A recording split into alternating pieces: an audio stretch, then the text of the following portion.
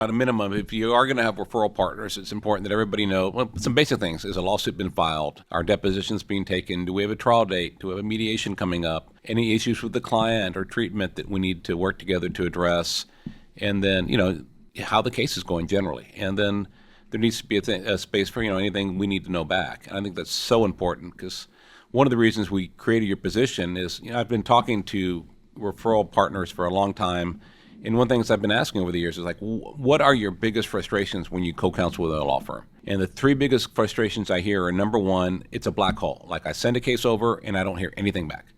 And a year, sometimes 2 years pass, and then I'll either hear, oh, the case was no good, we dropped it, or hey, we had problems, we had to sell it cheap, can you cut your fee? Or hey, here's a check, you did great, but you had no idea it was coming. You didn't get your questions answered, but you also just didn't get any information unless you called yourself. The second one would be, the clients calling and complaining because the clients were getting good customer service.